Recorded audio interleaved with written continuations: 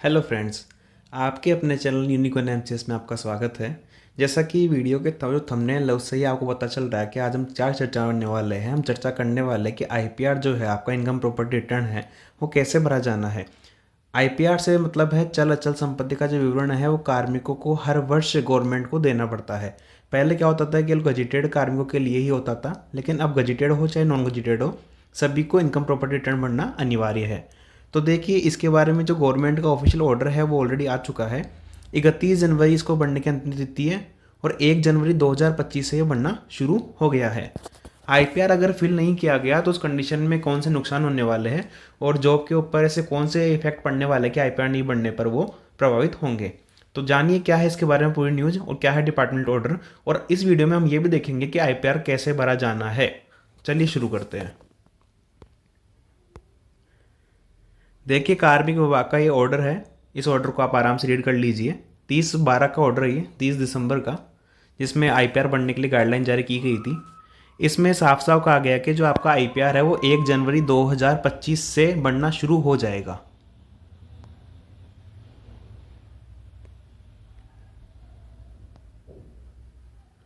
आपने जो ऑर्डर पढ़ा, इस ऑर्डर के अंदर मेन चीज़ क्या दी हुई है?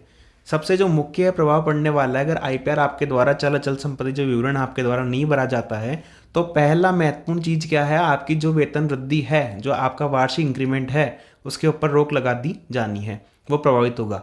दूसरा, पदोन्नति के संबंध में भी जो निर्णय दिया हुआ है उसमें भी क्या होगा, आपसे इफेक्ट पड़ जाएगा। आईपीआर नहीं बनने की स्थिति में आपके पदोन्नति के ऊपर भी रोक लग सकती है।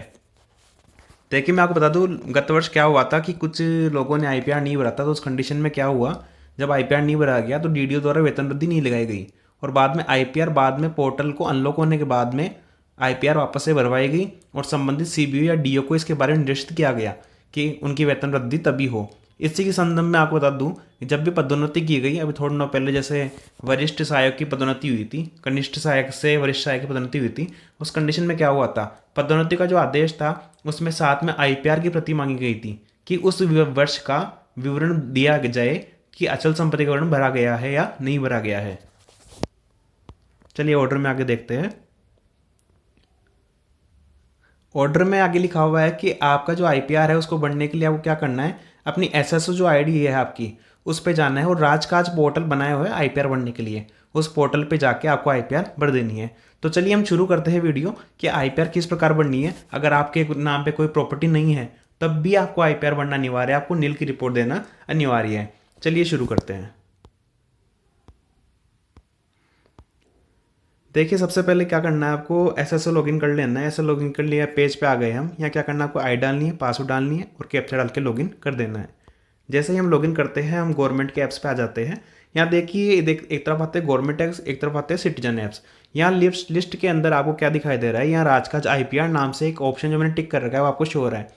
राजकाज नाम से कोई अन्य ऑप्शन हो, आपको उसके ऊपर क्लिक नहीं करना है। आपको केवल जो राजकाज आईपीआर वाला है ऑप्शन है उसके ऊपर ही क्लिक करना है। अगर ये यहाँ शो नहीं हो रहा है अगर आपके एसएसओ के अंदर, तो यहाँ जो अदर एक्टिव एक्स है उसके ऊपर आपको क्लिक करना है, या फिर जो ऊपर सर्च बार है उसके ऊपर आपको क्लिक करके राजकाज आईपीआर सर्च कर लेना है। और जैसे ही आपको ऑप्शन शो होता है आपको इसके ऊपर क्या करना है, क्लिक कर देना है। जैसे हम क्लिक करते हैं ऑप्शन के ऊपर, देखिए हमारे पास में आईपीआर का डैशबोर्ड खुल जाता है। इस डैशबोर्ड में आपके सामने 2-3 ऑप्शन है। देखिए, जो सबसे पहले ग्रीन कलर में जो मैनेज प्रॉपर्टी रिटर्न का है, वहाँ क्या होगा, यहीं से आपको आईपीआर भरा जाना है। अभी इसके ऊपर टिक है। इसके अलावा मैं आपको थोड़ा इसको जूम करके दिखा दूँ इसको। देखिए इसमें क्या है, इसके अलावा एक प्रीवियस प्रॉपर्टी रिटर्न का ऑप्शन है। एक तो कि आपने अगर पहले से ही कोई प्रॉपर्टी रिटर्न भर रखे हैं तो आप उसके ऊपर क्लिक करके क्या कर सकते हैं, देख सकते हैं। इसके अलावा एक ऑप्शन क्या है, सेलेक्ट फ्रॉम प्रीवियस प्रॉपर्टी। अगर आपको आईपीआर के अंदर आपकी प्रॉपर्टी वही की वही है जो गत वर्ष थी, तो आपको क्या करना है, केवल सेलेक्ट फ्रॉम प्रीवियस प्रॉपर्टी के ऊपर क्लिक करना है और बाद में वही प्रॉपर्टी सेलेक्ट करके या उसके डीएलसी वगैरह रेट में कुछ थोड़ा बहुत चेंज हुआ है तो वहाँ चेंजेस करके आपको भर देना है। आईपीआर जो आपका पोर्टल है उसका सबसे मेन फैक्ट क्या है, आपको करना है सबसे पहले अपनी प्रोफाइल को अपडेट। अब प्रोफाइल अपडेट क्यों किया जाना है मैं आपको बता देता हूँ। क्या होता है, हर वर्ष कार्मिक की वेतन वृद्धि होती है या उसका पदस्थापन चेंज होता है या उसका प्रमोशन होता है। ऐसा कोई भी कारण जिससे उसकी वेतन वृद्धि हुई है या फिर उसका प्रमोशन हुआ है, पद का चेंज हुआ है या उसकी डिटेल्स में किसी प्रकार का बदलाव आया है, तो अपडेट प्रोफाइल करना जरूरी है। कॉर्नर पे आपको राइट हैंड में दिख जाएगा अपडेट प्रोफाइल का ऑप्शन, आपके उसके ऊपर क्या करना है, क्लिक कर देना है। जैसे ऑप्शन के ऊपर क्लिक करते हैं आपके सामने से डैशबोर्ड आ जाता है। देखिए यहाँ मैंने एक जो सीनियर असिस्टेंट है उनकी डिटेल आपको दिखाई हुई है, उनके जो पुरानी प्रोफाइल है उसके अंदर मैंने चेंज किया है। और देखिए यहाँ जो नेम वेम है इनके अंदर भी अगर आपको कोई मिस्टेक दिखे, नाम के अंदर, पिता के नाम के अंदर कुछ भी मिस्टेक दिखे, आप यहाँ से एडिट कर सकते हैं। जो भी आपको रेड डॉट दिख रहे हैं, रेड डॉट वो बढ़ना कंपलसरी है। अब देखिए यहाँ मैंने जो पोस्ट है वो पोस्ट आपको क्या शो कर रही है, यहाँ पे पोस्ट शो कर रही है आपको जूनियर असिस्टेंट। बेसिक भी जो पहले वाला आ रहा है और लेवल भी पहले वाला आ रहा है। अब हमें क्या करना है, महत्वपूर्ण बदलाव, ये जो पोस्ट है, बेसिक है और जो लेवल है इसमें चेंजेज कर लेने हैं। हमारे टीचर्स के लिए क्या करना है, आपको जिनके केवल वार्षिक वेतन वृद्धि हुई है उनके लिए आपको केवल बेसिक में ही चेंजेज करने हैं। इसके बाद में क्या करेंगे आप, ये जो कैप्चा वाला ऑप्शन है ये बढ़ लेंगे और फिर जो ये है ऑप्शन आपके पास में आई हेयर बाय डिक्लेयर वाला, इसके ऊपर भी आपको टिक मार्क कर देना है। अब देखिए मैं आपको दिखाता हूँ हमने क्या क्या चेंजेज। देखिए चेंजेस करने के बाद में मैंने यहाँ कर दिया है, यहाँ पे जूनियर असिस्टेंट की जगह सीनियर असिस्टेंट कर दिया है, लेवल भी चेंज कर दिया है और साथ में बेसिक पे भी चेंज कर दिया है। इसके बाद में क्या करना है, कैप्चा भर देना है आपको।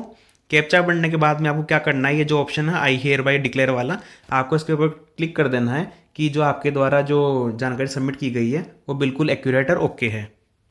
जैसे ही सबमिट करते हैं आप वापस उसी डैशबोर्ड पे आ जाते हैं, शुरुआत वाले पे। अब आप क्या कर सकते हैं, आप पे वापस जो अपडेट प्रोफाइल वाला ऑप्शन है उसके ऊपर क्लिक करके देख सकते हैं कि आपकी प्रोफाइल अपडेट है या नहीं है। अब आपको क्या करना है, अगर आपकी प्रॉपर्टी कुछ भी नहीं है तो नील वाली है, तो ये जो मैंने ऊपर चेकबॉक्स डाल रखा है कि अगर नील प्रॉपर्टी है तो यहाँ क्लिक करना है आपको, उसके ऊपर सिंगल क्या करना है, क्लिक कर देना है। जैसे ही आप क्लिक करते हैं आपके सामने से स्क्रीन शो होती है, यहाँ आपको रिमार्क डालनी है कि क्या आप रिमार्क देना चाहते हैं, प्रॉपर्टी नहीं है तो जैसे मैंने डाल दिया यहाँ पे कि नील प्रॉपर्टी है, कोई प्रॉपर्टी नहीं है। इसके बाद में आपके सामने जो ऑप्शन शो हो रहा है सबमिट आईपीआर का, आपको उसके ऊपर क्या करना है, क्लिक कर देना है। जैसे ही हम सबमिट आईपीआर के ऊपर क्लिक करते हैं हमारे सामने एक प्रीव्यू जो होगा एक प्रदर्शित होगा। आइए चलो प्रीव्यू देखते हैं। प्रीव्यू जैसे ही हमने देखा, आप प्रीव्यू के अंदर आप नोट कीजिए मैंने लेफ्ट हैंड साइड पे दिखाया है आपको, देखिए एक तरफ तो सीनियर असिस्टेंट आ रहा है नाम के साथ में, लेकिन जो करंट डेजिग्नेशन है उसमें वापस जूनियर असिस्टेंट ही आ रहा है। तो देखिए जब भी आप कुछ चेंजेस करते हैं तो ऐसा हो सकता है, बिल्कुल ऐसा हो सकता है। तो आपको क्या करना है, सिंगली यहाँ एक तो ऑप्शन आपके पास में क्या आ रहा है, यहाँ पे एक ऑप्शन तो आपके पास में आ रहा है वेरीफाई का, और दूसरा ऑप्शन क्या आ रहा है, आपको बैक कर लेना है। यहाँ से बैक करके आपको वापस क्या करना है, अपडेट प्रोफाइल में जाके और वापस से जो चेंजेज है उनको यथावत वैसा कि वैसा ही करके, मतलब सीनियर असिस्टेंट जो आपने किया था, बेसिक चेंज किया था, लेवल चेंज किया था, वापस उन्हीं को एक बार दोबारा से भर देना है और वापस आई हेयर बाय डिक्लेयर पे क्लिक करके कैप्चा भर के सबमिट कर देना है। डैशबोर्ड पे आ गए हैं, नो प्रॉपर्टी रिटर्न पे क्लिक कर देना है। जैसे ही हम क्लिक करेंगे, क्लिक करने के बाद में आपको क्या करना है, इस पर वेरीफाई पे करना है और प्रोसीड कर देना है। वापस से प्रीव्यू शो हुआ। देखिए इस बार जो आपके सामने प्रीव्यू आ रहा है, प्रीव्यू के अंदर पोस्ट और जो बेसिक वगैरह है वो सब एक्चुअल में रियल में जो है वो ही शो हो रहा है। अब आपको क्या करना है, देखिए इस बार आईपीआर में नया ऑप्शन आ गया है। हर बार क्या होता है, आपको डिजिटल साइन करना होता। इस बार जो आपका आधार ओटीपी है ये उसी से वेरीफाई हो जाएगा और उसी से टिक आ जाएगा। देखिए प्रीव्यू के अंदर भी आपको नीचे नीचे दिख रहा है। तो आपको क्या करना है, अब वेरीफाई करने के लिए जो नीचे आपको ऑप्शन दिया हुआ है, देखिए आपको ऑप्शन दिया हुआ है वेरीफाई एंड सबमिट का। वेरीफाई एंड सबमिट के ऊपर आपको क्या करना है, क्लिक कर देना है। जैसे ही वेरीफाई एंड सबमिट पर आप क्लिक करते हैं तो आपको ये पूछा जाएगा कि आप जो आईपीआर सबमिट कर रहे हैं वो एक्चुअल में आप सबमिट करना चाह रहे हैं। अगर आपने एक बार सबमिट कर दी इसको रिवर्ट करना वापस पॉसिबल नहीं होगा, ये कहना चाह रहा है। तो हमें क्या करना है, इसके ऊपर क्लिक कर देना है। नीचे थोड़ा सा प्रीव्यू शो हो रहा है कि जो जो हमें डिटेल्स थी, तो आपको इसके ऊपर क्लिक कर देना है। जैसे क्लिक करेंगे आपके जो रजिस्टर्ड मोबाइल नंबर है उसके साथ में जो आपके नाम के साथ में जो आधार है, तो आधार से रजिस्टर्ड मोबाइल नंबर पर एक ओटीपी जाएगा। वो ओटीपी आपको यहाँ डालना है और ओटीपी डाल के वेरीफाई कर देना है। जैसे ही हम वेरीफाई ओटीपी करते हैं, वेरीफाई ओटीपी करते क्या होता है, आईपीआर की जो फाइल है वो हमारे सामने डाउनलोड हो जाती है। जैसे आईपीआर की फाइल डाउनलोड होती है आप इसको डायरेक्टली यहाँ से ओपन कर सकते हैं। मैं आपको इसका एक प्रीव्यू भी दिखाता हूँ। देखिए ये आईपीआर की फाइल डाउनलोड हो गई है। इसके अंदर मैंने डिटेल्स थोड़ी हाइड कर दी है अगले कार्मिक की, और आपको ये आईपीआर भरी हुई आपके पास डाउनलोड हो गई है। इसमें साफ साफ लिखा हुआ है कि वेरीफाई जो हुआ है वो किससे हुआ है, इस मोबाइल नंबर पे जो ओटीपी प्राप्त हुई उससे वेरीफाई ये हो चुका है। तो ये जो है आपकी वो करंट आईपीआर है। आपको इसको क्या करना है, अपने ग्रुप में, स्कूल ग्रुप में या आपका जो भी ऑफिस ग्रुप है उसमें शेयर कर देना है और एक प्रति निकाल के अपने पास रख लेनी है और साथ में कार्यालय में भी जमा करवा देनी है, ताकि आपकी वार्षिक वेतन वृद्धि, पदोन्नति इत्यादि जब भी किसी कारण से आपकी आईपीआर मांगी जाए तो आप प्रस्तुत कर पाए। तो आगे हम क्या करते हैं, इसको बैक करते हैं। बैक करने के बाद जैसे हम डैशबोर्ड पे चलते हैं तो देखिए आपको यहाँ डेट जो होगी कि आपने कब भरा है, और उस स्थिति में इस वर्ष की आईपीआर आपको दिखा रहा है। अगर आप वापस से डाउनलोड करना चाहें तो ये जो मैंने गोला कर रखा है वहाँ आप क्लिक कर सकते हैं और क्लिक करके वापस से आईपीआर अपनी डाउनलोड कर सकते हैं। तो इस प्रकार से हमें चल अचल संपत्ति का विवरण भर देना है और ये कार्य 31 जनवरी से पहले ही किया जाना है। मैं वापस आपको नोट करा दूं, अंतिम तिथि 31 जनवरी है। कई बार क्या होता है, हम बिल्कुल लास्ट में जाके ध्यान देते हैं और सर्वर डाउन चलता है, फिर हम आईपीआर से वंचित रह जाते हैं और लास्ट में फिर नोटिस निकलते हैं।